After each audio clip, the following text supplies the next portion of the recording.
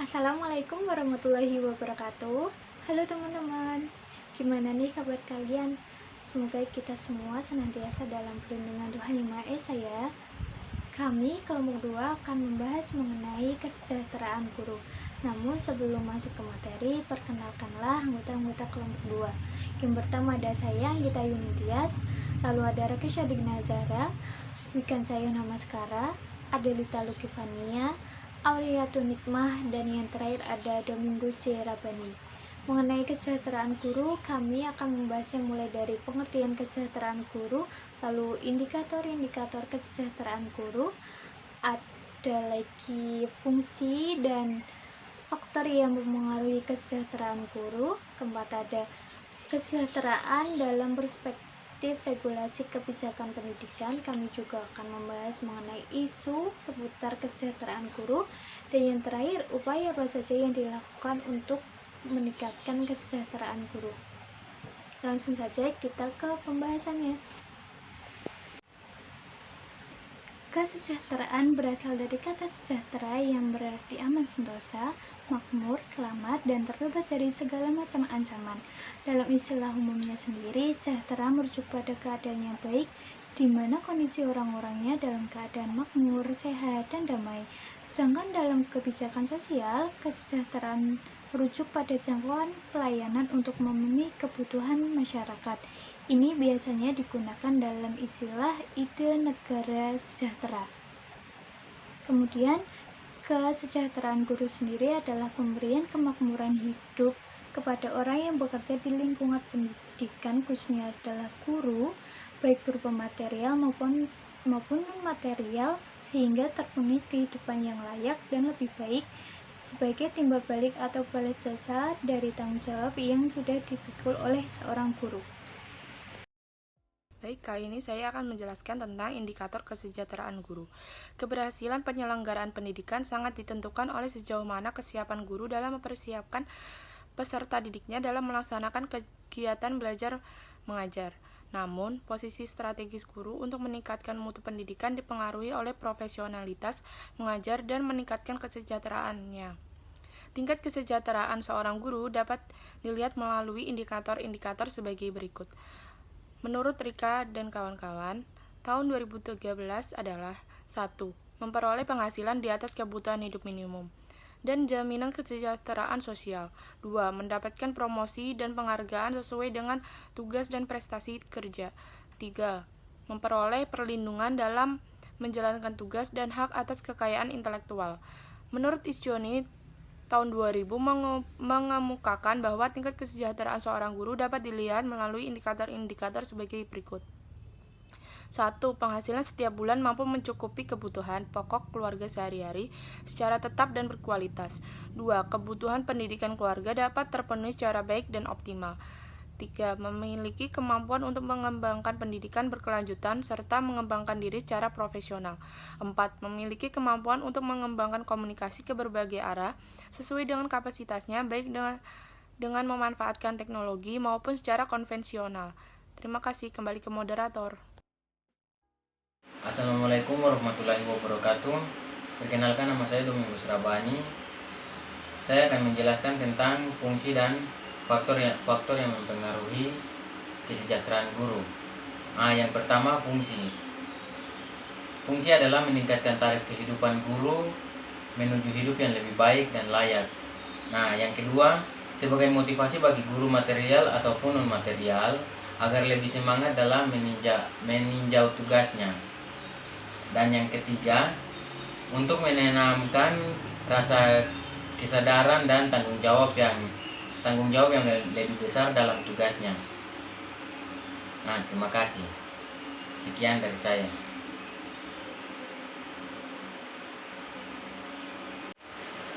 Yang selanjutnya, faktor-faktor yang mempengaruhi kesejahteraan guru adalah yang pertama, sarana dan prasarana kerja yang cukup. Yang kedua, imbalan gaji yang memenuhi standar hidup. Dan yang ketiga, suasana kerja yang kondusif, aman dan nyaman. Dan yang keempat, sistem kerja yang adil, terbuka, dan penuh kebersamaan. Terima kasih.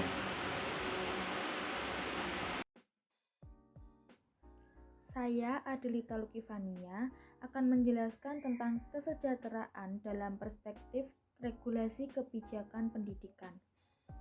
Guru harus dilandasi oleh sejumlah prinsip dalam melaksanakan tugasnya, yang menurut Undang-Undang Nomor 14 Tahun 2005 meliputi 1. Memiliki bakat, minat, panggilan jiwa, dan idealisme. 2. Memiliki komitmen untuk meningkatkan mutu pendidikan, keimanan, ketakwaan, dan akhlak mulia. 3. Memiliki kualifikasi akademik dan latar belakang pendidikan yang sesuai dengan bidang tugas. 4. Memiliki kompetensi yang diperlukan sesuai dengan bidang tugas. 5. Memiliki tanggung jawab atas pelaksanaan tugas keprofesionalan. 6. Memperoleh penghasilan yang ditentukan sesuai dengan prestasi kerja. 7. Memiliki kesempatan untuk mengembangkan keprofesionalan secara berkelanjutan dengan belajar sepanjang hayat. 8. Memiliki jaminan perlindungan hukum dalam melaksanakan tugas keprofesionalan. 9. Memiliki organisasi profesi yang mempunyai kewenangan mengatur hal-hal yang berkaitan dengan tugas keprofesionalan guru. Dalam Undang-Undang Nomor 14 Tahun 2005 mensyaratkan bahwa guru dalam melaksanakan tugas keprofesionalannya memiliki kewajiban yaitu 1. Merencanakan pembelajaran, melaksanakan proses pembelajaran yang bermutu serta menilai dan mengevaluasi hasil pembelajarannya. 2. Meningkatkan dan mengembangkan kualifikasi akademik dan kompetensi secara berkelanjutan, sejalan dengan perkembangan ilmu pengetahuan, teknologi, dan sains. 3. Bertindak objektif dan tidak diskriminatif atas dasar pertimbangan jenis kelamin, agama, suku, ras, dan kondisi tertentu atau latar belakang keluarga dan status sosial ekonomi peserta didik dalam pembelajaran. 4. Menjunjung tinggi peraturan perundang-undangan, hukum, dan kode etik guru, serta nilai-nilai agama dan etika. 5. Memelihara dan memupuk persatuan dan kesatuan bangsa. Atas kewajiban dalam menjalankan tugas tersebut, guru memperoleh hak-haknya yaitu 1. Memperoleh penghasilan di atas kebutuhan hidup minimum dan jaminan kesejahteraan sosial. 2. Mendapat promosi dan penghargaan sesuai dengan prestasi kerja. 3. Memperoleh perlindungan dalam melaksanakan tugas dan hak atas kekayaan intelektual. 4. Memperoleh kesempatan untuk meningkatkan kompetensi. 5. Memperoleh dan memanfaatkan sarana dan prasarana pembelajaran untuk menunjang kelancaran tugas keprofesionalan dan yang lainnya. Terima kasih, saya kembalikan ke moderator. Baik, sekarang saya di sini akan sedikit menjelaskan sedikit tentang salah satu isu dari kesejahteraan guru, yaitu tentang status kepegawaian pendidik PAUD jalur non formal. Baik, sebelumnya kita akan sedikit mengulas terlebih dahulu tentang apa itu PAUD. Nah, menurut UU Nomor 20 Tahun 2003 Pasal 1 Ayat 14 tentang Sistem Pendidikan Nasional menjelaskan bahwa pendidikan anak usia dini atau PAUD adalah suatu upaya pembinaan yang ditujukan kepada anak sejak lahir sampai dengan usia 6 tahun yang dilakukan melalui pemberian rangkaian pendidikan untuk membantu pertumbuhan dan perkembangan jasmani dan rohani anak agar memiliki kesiapan dalam memasuki pendidikan lebih lanjut. Nah, PAUD ini dibedakan menjadi PAUD formal, taman kanak-kanak, Raudatul Atfal, dan berbagai bentuk yang lainnya yang sederajat. Dan PAUD non formal, yaitu kelompok bermain atau KB, taman penitipan anak atau TPA, dan bentuk lain yang sederajat. Nah, walaupun memiliki kesamaan pada jenjang usia, kenyataannya terdapat perbedaan antara PAUD formal dan PAUD non formal. Salah satunya adalah tentang status kepegawaian pendidik PAUD non formal. Kita akan mengulas tentang UU Nomor 14 Tahun 2005 Pasal 2 Ayat 1 tentang guru dan dosen, yang hanya menyebutkan bahwa guru mempunyai kedudukan sebagai tenaga profesional pada jenjang pendidikan dasar, pendidikan menengah, dan pendidikan anak usia dini pada jalur pendidikan formal yang diangkat sesuai dengan peraturan perundang-undangan. Lalu apa hubungannya dengan tingkat kesejahteraan? Nah, pasal 2 ayat 1 ini berhubungan dengan pasal setelahnya, yaitu pasal 2 ayat 2 yang menyatakan bahwa pengakuan kedudukan guru sebagai tenaga profesional sebagaimana dimaksud pada ayat 1, yaitu ada pada jenjang pendidikan dasar, pendidikan menengah, dan pendidikan anak usia dini jalur pendidikan formal, dibuktikan dengan adanya sertifikat pendidik. Nah, sertifikasi pendidik ini mengacu pada National Commission of Educational Service, berarti proses pemberian sertifikat pendidik kepada guru. Nah, sertifikat ini adalah bukti keprofesionalitasan guru yang sudah ditentukan dengan standar-standar yang ada. Sertifikasi pendidik ini menjadi sangat penting bagi kesejahteraan pendidik karena dengan adanya sertifikasi ini akan mampu memberikan hak yang diatur dalam UU Nomor 14 Pasal 14 Ayat 1 yang meliputi penghasilan, promosi jabatan, dan lain sebagainya. Nah, seperti yang sudah disebutkan, status guru pendidikan anak usia dini yang diakui hanya pada lembaga formalnya. Jadi, nasib guru pendidikan anak usia dini jalur non formal tidak mendapat porsi khusus sebagai guru yang bisa mendapatkan sertifikasi. Nah, akibatnya, guru PAUD jalur non formal tidak berhak untuk mendapat hak-hak profesional. Padahal, sudah sewajarnya bagi pendidik PAUD jalur non formal juga mendapat hak yang sama karena sama-sama memiliki kewajiban sebagai pengajar yang sama pula dengan guru-guru pendidikan jalur formal. Di sini saya akan menjelaskan mengenai upaya peningkatan kesejahteraan guru. Dalam Undang-Undang Nomor 14 Tahun 2005 menyebutkan bahwa guru berhak memperoleh penghasilan di atas kebutuhan minimum dan mendapat jaminan kesejahteraan sosial. Oleh karena itu, guru menerima penghasilan yang meliputi gaji pokok, tunjangan yang melekat pada gaji, serta penghasilan lain yang berupa tunjangan profesi, tunjangan fungsional, tunjangan khusus, dan tunjangan-tunjangan yang lain. Dengan jaminan kesejahteraan ini, guru diharapkan dapat lebih memiliki fokus dan mempunyai produktivitas yang tinggi untuk meningkatkan kualitas pendidikan. Dalam hal pemberian kesejahteraan, menurut Undang-Undang Guru dan Dosen, tidak membedakan antara guru PNS dan guru swasta.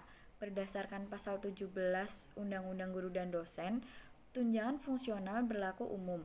Artinya, setiap guru PNS maupun swasta memiliki hak yang sama untuk mendapatkan dari pemerintah pusat maupun pemerintah daerah, meskipun besarannya tidak tersurat.